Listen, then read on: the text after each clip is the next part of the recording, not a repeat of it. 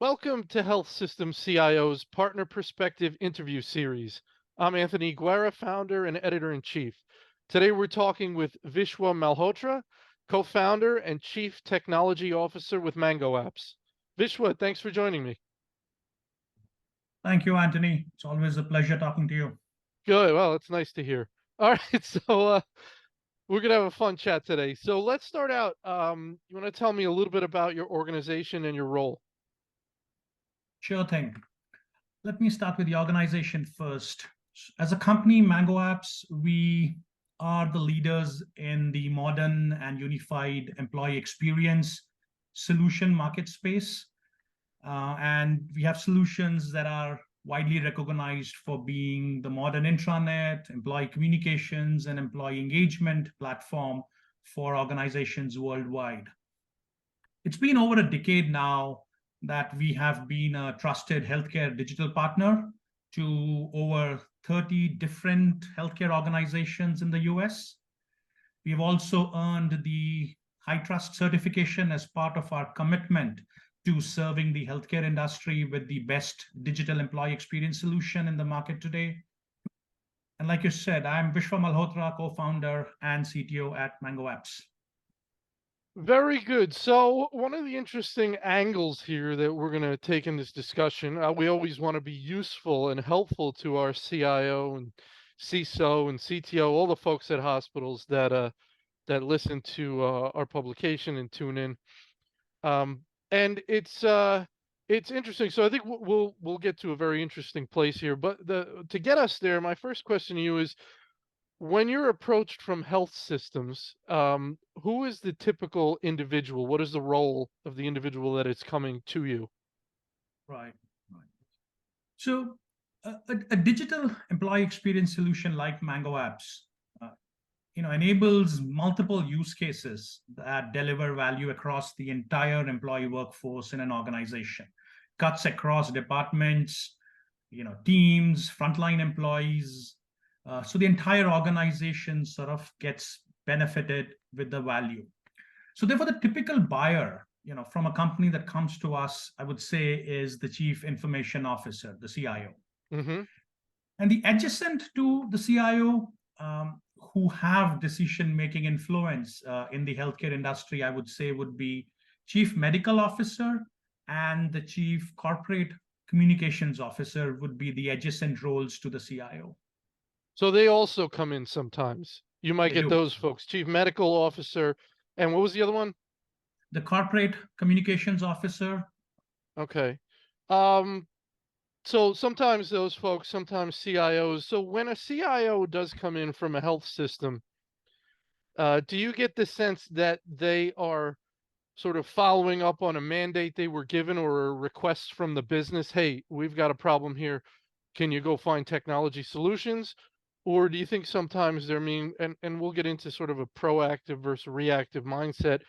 Do you think sometimes they have not been given any mandate? Perhaps they have been observant in their roles and have understood that this might be helpful to the business. So they say, let me go out and do some research, and then perhaps I will present this as a possible solution. What are you seeing? Is there a certain percentage on each side? How would you express that? Yeah, it's hard to put a percentage number, but we do see a healthy mix of both those categories. Mm-hmm. And I'll sort of elaborate a little bit. If you're looking at, sort of the mid-market organizations that come to us, typically with an employee workforce of 500 to say 5,000 employee companies, they have identified the problem. I mean, they understand the business has a problem and they need to do something about it. And they generally are in the solution exploration phase, as we call it. What's out there that's going to help us solve the problem. That's where they are in their buying journey. So they have a good understanding of the problem. On a larger enterprise side, let's say the companies with employees from 5,000 to say 50,000 or even 100,000 employees have sort of completed their problem identification. They've done some sort of basic solution exploration phase. They've even gone about building what we call as the requirements building phase. They exactly know what they need for the solution. What should the solution be doing? And it typically manifests in a way of an RFP in their buying journey. Mm-hmm. So the vendor selection, the validation, consensus building within the business for the right solution still happens later on in the journey, but they're acutely aware of the problem. They've gathered the requirements that they want. So they do have a good mandate within the company. It's either arrived because the business came to them, or if the CIO was forward thinking, proactive, active, figured out the issues that exist with the departments and has built that mandate and then coming in the market to search for a solution. Yeah. So what I'm been thinking about a lot is that proactive versus reactive mindset. And there's a lot goes into having a proactive mindset. Um, and this is a little thing I came up with, and you tell me if this makes sense, that sort of the average CIO will come up with technology solutions to technology problems, and the elevated CIO will come up technology solutions to business problems. How does that sound? Does that make sense? Well, it makes a lot of sense, and that's a good way to sort of bucket, active versus passive CIOs as well. And you know, typically all CIOs, whether active or passive, are the ones that are looking for tech solutions to tech problems versus tech solutions to business problems, Mm-hmm. as you articulated. They all have an execution model they follow that's typically based from their experience and their expertise. So if they have Mm-hmm. an experience and expertise in certain area, they tend to try and find solutions to problems with that background. From our experience at MangoApps, interacting with a lot of the CIOs, some of the characteristics, as I would call them, for forward-thinking CIOs, right? They have this clarity in their execution model in a lot of times where they're largely focusing on accelerating the impact that their job, that their profile can bring in the organization. And these 3-4 characteristics, right, that help them accelerate the impact, which I think is the key for active, oriented CIOs, is they are able to prioritize the digital initiatives that support clear outcomes that their CEO has mandated in a certain time frame, and they have the capability and the clarity to pause and stop all other digital initiatives. The kind of outcome CEO may want is like introducing a new service or improving operational efficiency. Whatever the kind of outcome is, they're able to prioritize their digital initiatives that connects with that outcome. Right. And So second, go yeah. ahead. I'm sorry. Go ahead. No, and second, I think they have this characteristics of having, this what I call them the visual matrix that are able to effectively communicate how the outcomes are going to be achieved with the digital initiatives that they are prioritizing. And they're able to articulate that well across their C-level peers, across to the CEO. And that those two characters, I think, are the foundation that helps them sort of accelerate the impact that their job, their profile can have in the organization. If that makes sense. Yeah, yeah. So I was just, thinking about what you were saying. So number one is to understand the mandates from the top, right? The CEO, I guess the board, you have to figure out, let's say the CEO, keep it simple. The CEO is going to give you your marching orders or the business objectives. Here's what we want to be. Here's what we want to achieve. Here's what we want to be known for. Here's where we want excellence, right? So the CIO has to hear that and really understand that and take it to heart. And if they do, that's going to allow them not only to focus on those things, but to push the other things to the side. Because you could have voices and very perhaps sometimes powerful, not CEO powerful, but users, powerful users in your ear. You have to have the strength to sort of push back on that if it doesn't fall within the larger mandates from the CEO. Does that make sense? Yeah, yeah, yeah. And I'll take an example. One of our healthcare customers, who happens to be the largest healthcare organization in the state of Oklahoma, and they had this different departments that were having different technology solutions to their processes, right? But somehow those technology solutions or the processes were not giving them the desired outcomes. So the head of associate experience, as an example, whose problem was the effectiveness of onboarding the new associates across all their clinics was inadequate. And that was resulting in poor customer experience when these new associates were made part of the physical therapy team in their case.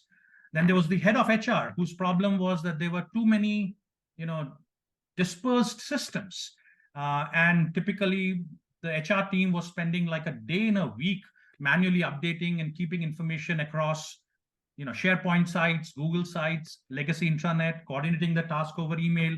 A lot of time was being spent. So they had the technology solution, but their desired outcome of efficiency, productivity, reduced employee burnout, etc., were not being met. And similarly, there was another corporate communications director whose team was unable to sort of get the adoption on the internal communication projects that they were doing across 8,000 odd associates to drive engagement and towards the organization-wide programs. So effectively, the CIO had to build this mandate across these different business heads, HR heads, the associate experience heads, the communications head, and understand and sort of seek out these challenges to understand, what changes needed to be made in the systems so that they could achieve their outcomes. And that was a partnership that the CIO built with her peers within the company to sort of go toward build that mandate and build that alliance, for a lack of a better word, to look for systems that have to be changed so that these departments can meet their business outcomes.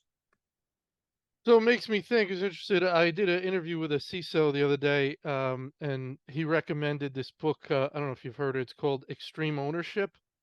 So it's like a leadership book written by some Navy SEALs, but it, pervasive. Anyway, this CISO, he said he gives it to everybody on his team, everybody he sees. He's a huge fan of it. That makes me think, when you were talking about the scenario of what you just explained, what that CIO had to do.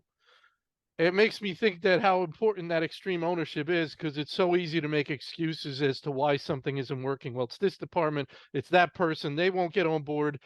But the concept of this book is, if you're going to be a leader, it's all you. You have to figure out how to get it done and how to convince people. Do you hear back sometimes from your key customer, the customer that's interacting with you, that says, Vishwa, I love your product, I'm having trouble here, there, I'm getting resistance. They have to keep looking at themselves, right? And figure out how to get it done. Because once you sort of throw up your hands, you're finished. Right. And that's a great point, Anthony. In our experience working with CIOs, we see some of these CIOs, right, the forward-thinking ones especially, who are able to what we call, creating these fusion teams. And these teams are usually a mix of multiple parties. It's the CIO's IT team themselves, who are bringing the internal IT expertise. And then a digital partner, second would be a digital partner like us, MangoApps and others, whom the CIO has brought in to be able to deliver this digital solution and expertise that is according to their prioritized initiatives, but it needs to work with all the internal business allies from different business and functional departments, the HR, operations, marketing.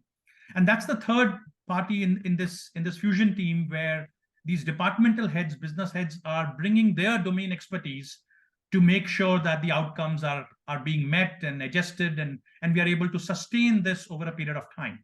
And we, as a digital partner, need to work with all these stakeholders if we are to truly be an ally to CIO, who's built this alliance inside, across other business and functional departments. So it's what we call as the fusion team, and they're all working towards a desired outcome. They are sharing the risks and the rewards that come in the process, but all parties are there, and CIO is sort of heading all of this with a strong digital partner besides his side. I would imagine you've been in situations where the groundwork was not laid properly for implementation. The departments, maybe they didn't even know what was going on, and you get in touch with them and say, hey, we're we're going to bring you up on this new, this product, your organization. They say, we don't know anything about this. We're not interested in this. I mean, have you been in situations where the groundwork was not properly laid? And perhaps that would serve as advice for our listeners that, hey, when you're doing these type of things, you must, I mean, they know that, but I mean, I'm sure it still happens where it's not done properly. It happens. It happens, and we many cases, the success of the project depends on these people being on the same page. They're believing in the same outcome. We work with these department heads. We bring in the CIO when we need to bring in again to get them all on the same page. But I think it's if I had to offer 2 cents here, right, I would just say it's important that the CIOs have listen to these digital signals and these digital allies that they want to form across their C-level peers inside the company, and they should bring people on the table that sort of have this digital first mindset, right? They are ready to put in the time and effort as opposed to it's not my job sort of approach.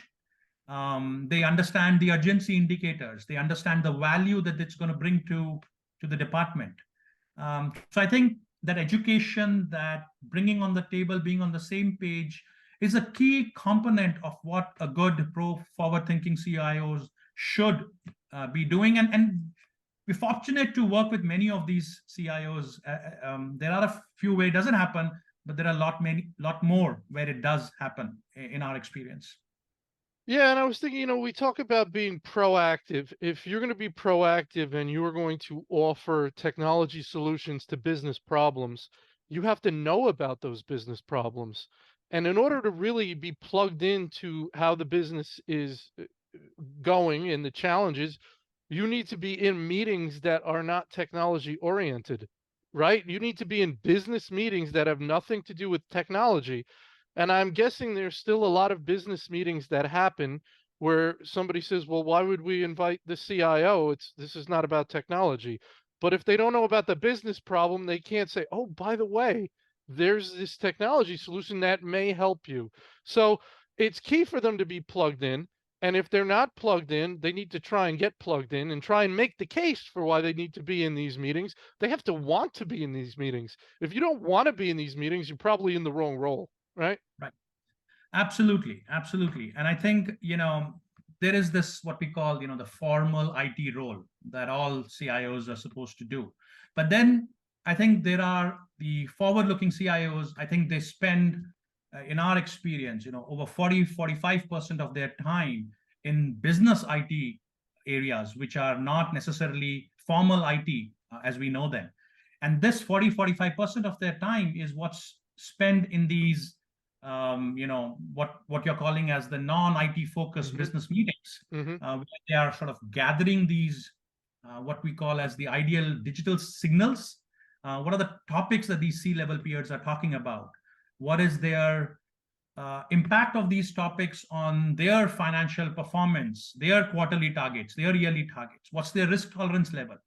How urgent it is for them? So they are getting these, signals from their C-level peers in these non-IT focused business meetings that are helping them sort of go back and figure out, what digital technology solutions can be offered as solutions. And then that helps them, inputs like what's the financial impact of doing this for this department, helps them sort of create these digital allies within the company who sort of, again, I go back to my earlier term, they have a digital first mindset, and the CIO can come to the party along with the CHRO or the COO to sort of jointly partner and provide solutions to many of the things that don't necessarily come as a formal IT project, if that makes sense. Yes, absolutely. I was thinking there's probably a lot of parallels between someone like yourself who's serving your customers, who are often the CIOs, and the CIOs who are working to serve their customers, who are their users and clinicians and whatnot. We did a webinar together a couple weeks ago, Vishwa, and one of the questions was, how are you deciding what to work on? You. how's MangoApps deciding what to work on? You have customer requests, and you explained a process by which I think you said it's sort of half and half. Half of it, we prioritize customer requests, and that's like 50%. And then half, I think, is what you've come up with internally, what your vision is, and what you want, right? So, and that's interesting because if you do all one or the other, it's probably not good, right? So it's interesting the way you've come up with the mix. We want to be responsive to our customers, but we cannot rely on our customers to come up with every good idea. So we're going to come up with some good ideas because we're supposed to know what we're doing over here. So we're going to bring something to the table. We're not going to be passive. We're not going to be totally passive and just do what we're told. So you get this interesting mix. I wonder if that's maybe, well, I don't know if that would work for a CIO in a health system. It's kind of a mix. What do you think? Well, I think I'll go back to saying that if the goal or the outcomes that the CEO or the board, like you said, has made out to be, it depends on your top line and bottom line outcomes you want. If you want an outcome which says you want to have a new service or a product introduced in year 2024, then obviously there are certain requirements that you know of that product and the service needs to meet. But that's an opportunity, I would say, for a top line objective that the CIO can use and come up with aspects that are not yet known, but would be valuable in a differentiating way because of his background and experience in the technology sector. So I would say it depends on the top line and the bottom line outcomes. Some would have an opportunity to do the healthy mix of 50-50. Sometimes they don't. So I would look out for that opportunity as a CIO. Every opportunity that I get, every interaction that I have with my C-level peers, every meeting around the top line and the bottom line objective, I'll be looking for that opportunity where I can add that value of going above and beyond in terms of what is being asked by the customers to build, to bringing in something that's more differentiated. And I'll take an example of a healthcare customer, and it happens to be one of the, I think, the largest outpatient therapy in the US. I think they're based out of Alabama. Mm-hmm. And the CIO of that organization, right, was the requirements of the CIO essentially had was that it was difficult for the different departments, different employees to be able to find the information, knowledge, and resources that they had across, thousands of SharePoint sites, millions of documents. So the requirement he was given essentially was that we need a better search technology that can provide them the right search results and provide the clinicians better search results, provide the nursing staff what they're looking for, give the supports, system support teams the information that they need. So they sort of narrowed down on the requirement set that was about better search technology and what are the things it should have. Now, he could have just followed that path and maybe they would have gotten a technology solution for their technology problem. But in our experience, I think he went a step beyond. So when he understood the problem, as that they're not looking to find search results. They're looking to find an answer. Mm-hmm. So, and there's a difference between asking for something and getting 15 results, and then you're figuring out which one is the most appropriate one that I have to use. You don't know whether it's trustworthy, is it up to date? Whom should I go to verify this information? So search technology requirements may not have really solved the problem, Mm-hmm. or it could be back in the market, 12 months later, looking for another solution. So as he interviewed the clinicians, the nurses, the support staff teams, as their IT team did that, they found that what they were looking for was an employee experience solution that would directly give them a trustworthy, up-to-date information from their, digital dump, as they called it in the company, which had all these 1,000 files and sites, right, in the form of an answer that the clinicians, nursing staff, system support team could use and apply. So that's where he took the technology one level beyond search results to giving an answer, and how an employee experience solution that had a visibility into all these systems using some advanced technology like AI could provide a more ready-to-use answer than just mere search results.